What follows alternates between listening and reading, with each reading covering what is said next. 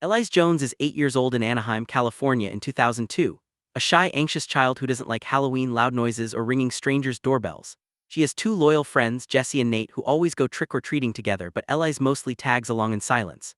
She's the third wheel, the quiet ghost trailing behind Princess Peach and Indiana Jones, and this year she's literally dressed like one, draped in a bedsheet her mom has cut holes into.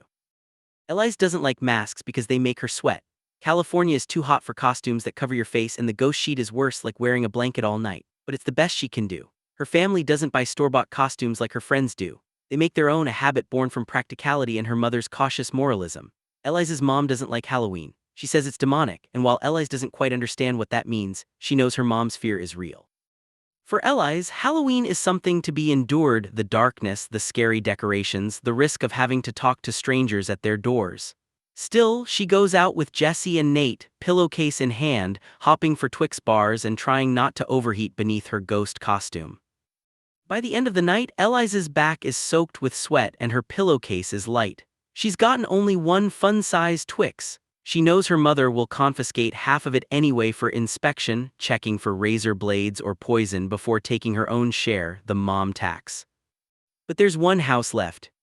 At the edge of the cul-de-sac where it meets the main road, there's a house that every kid avoids. It's famous for its terrifying decorations, changing themes each year: a haunted asylum, a zombie graveyard, a witch's lair. This year it's a haunted circus, fog machines, fake blood, and too many clowns. Elyse hates clowns, but something inside her, maybe curiosity or pride, decides that this year she'll finally go up to the door. Her friends don't encourage her. Jesse and Nate tell her to skip it. "You hate clowns," they remind her, but Elyse has already made up her mind. She leaves them behind, waiting by the curb, and walks alone up the fog-covered driveway.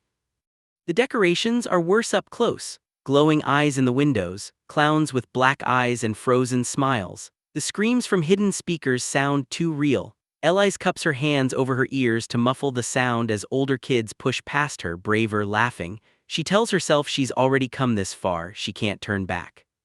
At the top of the porch stairs, a man dressed as a bloody ringmaster opens the door. His hat is full of candy. Elyse reaches in without looking, grabbing whatever her fingers touch. When it hits the bottom of her pillowcase, she hears a hard clink. It's not candy.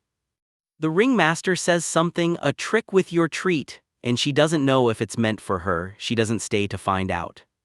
She hurries back down the steps through the fog and the grinning clown back to Jesse and Nate. They ask how it went. She says fine and suggests going home. She doesn't mention the clinking noise. As they walk back, Elyse digs through her pillowcase. Beneath the candy, her fingers close around a small, hard object, a magic 8-ball keychain. She knows immediately that she can't tell anyone about it. Her mother bans anything magical: Ouija boards, Harry Potter, even the Wizard of Oz, because of the flying monkeys. Anything witchcraft-related goes in the trash. Elyse has learned to keep her imagination secret. So she says nothing. She trades Jesse a Reese's for a Twix to keep up appearances, then walks home clutching the keychain in her sweaty hand. Her mother makes her dump all her candy on the living room floor for inspection. As Mom sorts through each piece, Elyse hides the 8-ball in her palm, pressed against her leg, praying not to be caught. Her mother doesn't notice. When she's cleared to go to her room, Elyse bolts down the hallway, heart pounding, candy and secret in hand. In her room, she studies the keychain. It's black and white with the word "lucky" printed in cursive across the front. She decides to rename it Lucy. That night, she opens her diary and writes down everything: the haunted house, the keychain, her fear her mother will find it, her excitement, her uncertainty. She draws a tiny picture of the magic 8-ball and declares, "Lucy is my secret." She tries to ask Lucy her first question but can't decide what to ask. Every question feels too big or too small. Will Nate like me? Feels embarrassing. Will we have pizza for lunch tomorrow? Feels stupid. Eventually, she falls asleep still holding Lucy, feeling like she's keeping the biggest secret of her life. The next morning at school, Elyse hides Lucy in her pencil box. She likes knowing it's there even if she doesn't look at it much. Lucy is her silent companion, her secret friend. Elyse isn't popular, but she's not invisible. She has Jesse, her after-school friend, and Samantha, Sam, who she talks to in class but not outside of it. When Sam passes her a note during class, Elyse's heart skips a beat. It's the first note she's ever gotten from anyone but Jesse. The note says, Sleepover at my house, circle 1 yes/no. Elyse freezes, her hands shake, her thoughts spiral.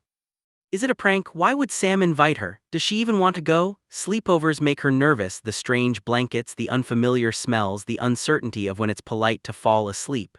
She wants to say no, but she doesn't want Sam to think she doesn't like her. She wants to say yes, but she's afraid of what yes might mean. Before she can decide, her teacher, Mrs. Keegan, appears beside her desk.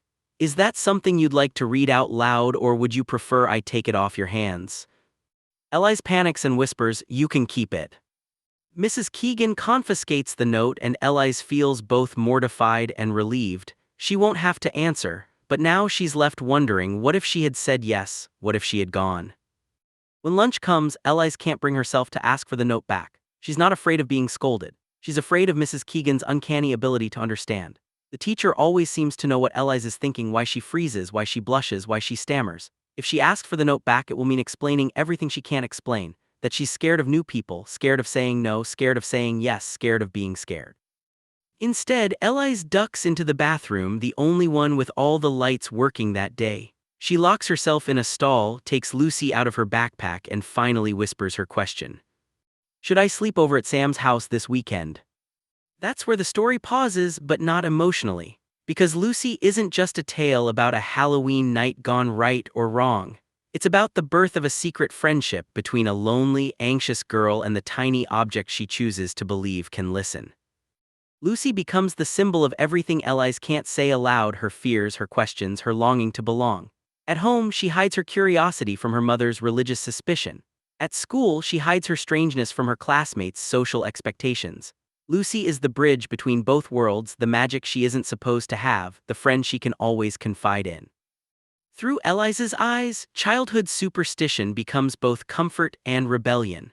The magic 8-ball isn't just a toy, it's her way of reclaiming a small piece of power in a world run by adults who warn her about demons and poison but don't understand anxiety or loneliness.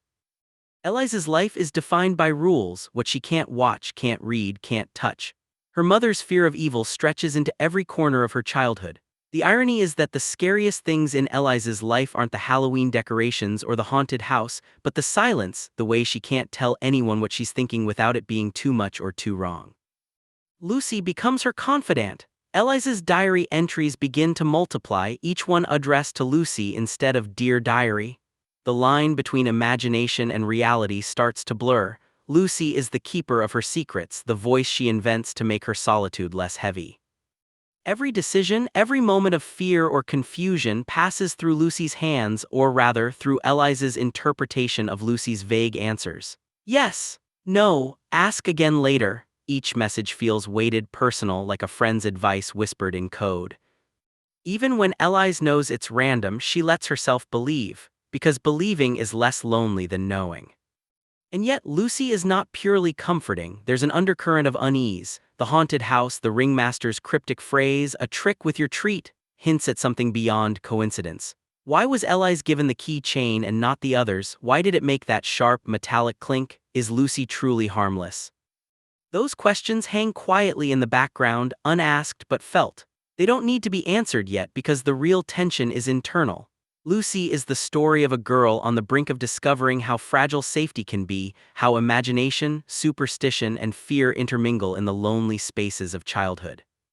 By the time Elyse sits in the school bathroom whispering her question, the story has already shown us everything that question carries. Her longing for connection, her distrust of her own feelings, her need for an external answer because her own voice feels unreliable. She doesn't want to decide for herself whether to go to the sleepover, she wants Lucy to decide for her. That's the heart of the story. Elyse's journey isn't about whether she goes to the sleepover or what Lucy really is. It's about learning to trust her own questions, to listen to herself without needing permission from her mother, her friends, or a toy that pretends to know the future.